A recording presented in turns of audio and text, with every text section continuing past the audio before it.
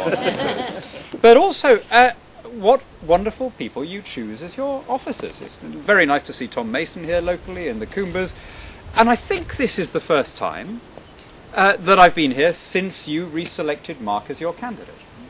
And I want to congratulate you on your wisdom and your prescience in doing that, because you, my friends, have chosen somebody who will always be a servant of his constituents.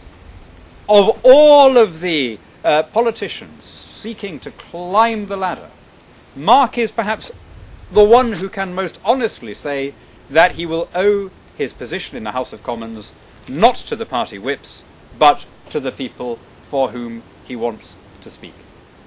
His accountability, his loyalty will always be down towards the constituents of Rochester and Strood rather than up towards the party whips.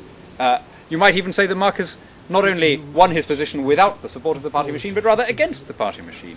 And that puts you in a very strong position, because it means that you will have a Member of Parliament who is independent in the best possible sense. That is to say, he will not feel bound to recite scripts placed in front of him by another.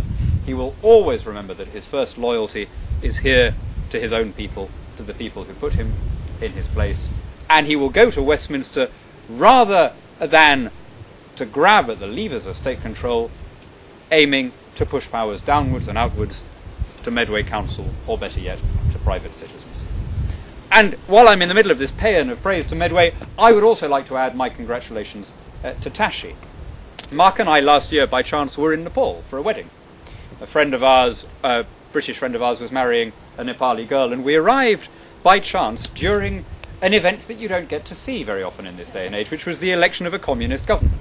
The Maoist party of Nepal swept the board, and we were rather puzzled, because it's a rather counter-cyclical thing. You don't often get Maoists. I don't think Maoists have ever won a free election before. But now, looking at Tashi, I realise what the problem was. All the good, sound, patriotic, conservative Nepalis are now members of the Medway Association and winning seats that we've never won before.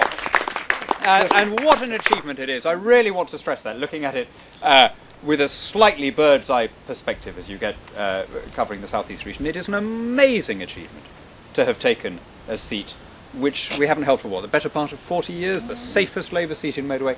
Absolutely extraordinary achievement. And the great thing about a margin like that is that all of you can claim to be personally responsible for Tashi's victory. And really, it's the best possible piece of news. So